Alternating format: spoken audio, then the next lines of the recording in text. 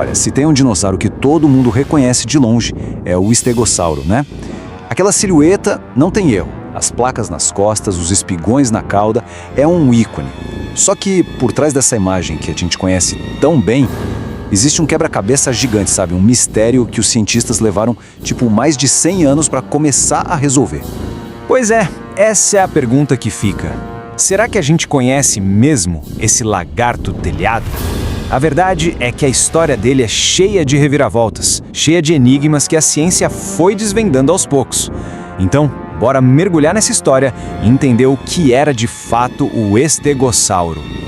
Tudo começa lá em 1877. Imagina só o cenário. O auge da Guerra dos Ossos. Uma disputa maluca entre paleontólogos para ver quem descobria mais fósseis. E foi no meio dessa confusão que um cara chamado Othniel Charles Marsh encontrou os primeiros ossos e batizou a criatura de Stegosaurus. Sabe o que significa? Lagarto telhado. E por quê? Bom, porque a primeira ideia dele, que depois a gente viu que estava completamente errada, era que as placas ficavam deitadas nas costas do bicho, formando um tipo de telhado mesmo.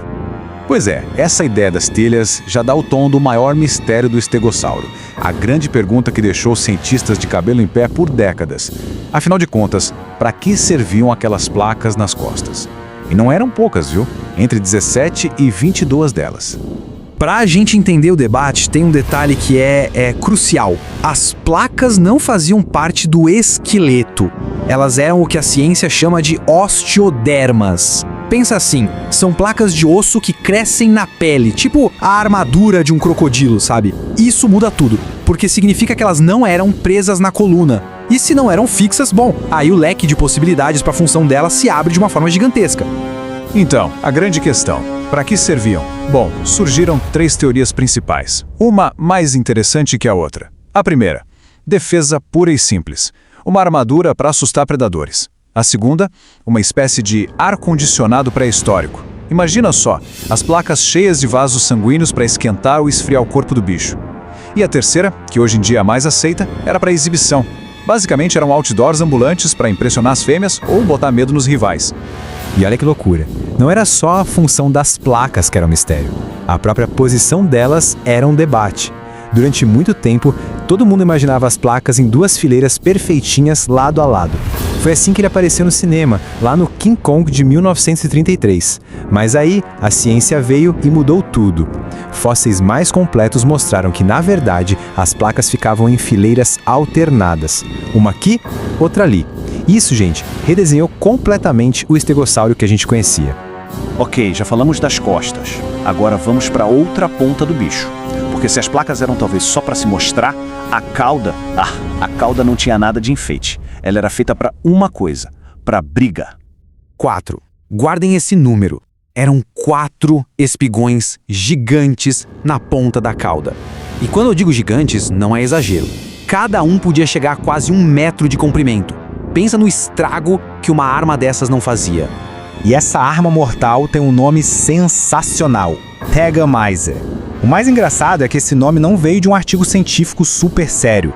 Ele surgiu numa tirinha de comédia, daquelas de jornal. Mas o nome pegou tanto que até os cientistas adotaram. Porque vamos combinar, descreve perfeitamente o propósito daquela cauda. E como a gente sabe que ele usava essa arma, as provas são irrefutáveis. Primeiro, a cauda era super flexível, ou seja, dava para balançar com muita força. Segundo, quase 10% dos espigões encontrados têm marcas de pancada, de fraturas que se curaram. Mas a prova final, o checkmate da paleontologia, é um fóssil de um Allosaurus, um predador com uma vértebra perfurada. E o buraco tem exatamente o formato e o tamanho de um espigão de estegossauro. Fim de papo, né? Beleza, então a gente tem um animal com uma armadura complexa, uma arma letal, mas aí a gente chega num ponto que parece não fazer sentido. O cérebro. A desproporção entre o tamanho do corpo e o tamanho do cérebro do estegossauro é absurda. E foi isso que alimentou por muito tempo aquela ideia de que os dinossauros eram, meio burrinhos e lentos. E os números não mentem. Estamos falando de um bicho de mais de 5 toneladas, com um cérebro que pesava só 80 gramas. 80! Para ter uma ideia, isso é mais ou menos o tamanho do cérebro de um cachorro de porte médio. É uma diferença brutal. Proporcionalmente, era um dos cérebros mais michurucas de todo o mundo dos dinossauros. Essa bizarrice toda deu origem a um dos mitos mais famosos da paleontologia, A galera começou a pensar, peraí, um cérebro tão pequeno não dá conta de um corpo tão grande? E aí veio a ideia, será que o estegossauro tinha um segundo cérebro? Um cérebro reserva ali no quadril só para controlar a parte de trás? Então, a resposta é não. Seria incrível, mas não. O que os cientistas encontraram de fato foi um espaço maior na medula espinhal, ali na altura do quadril. Mas hoje a gente entende que ali ficava o que chamamos de corpo de glicogênio. É uma estrutura cheia de energia, que as aves de hoje também têm, e que serve como uma espécie de power bank para o sistema nervoso. Era um reforço, uma bateria extra, mas definitivamente não era um segundo cérebro. Então, quando a gente junta todas essas peças, as placas, que eram um mistério, a cauda, que era uma arma, o cérebro minúsculo, a gente percebe que a história do estegossauro é uma jornada incrível. Uma jornada cheia de palpites errados, descobertas surpreendentes e que transformou um monte de ossos num verdadeiro ícone da cultura pop. E essa linha do tempo aqui resume bem essa saga, olha só. A gente começa em 1877 com a ideia maluca do telhado. Depois, em 1891, a primeira reconstrução oficial mostrava uma fileira só de placas. Aí vem o cinema, em 1933, e populariza a imagem das fileiras em pares. E só lá nos anos 60 que a ciência bateu o martelo e disse, não, pessoal, é alternado. A imagem dele foi se transformando completamente.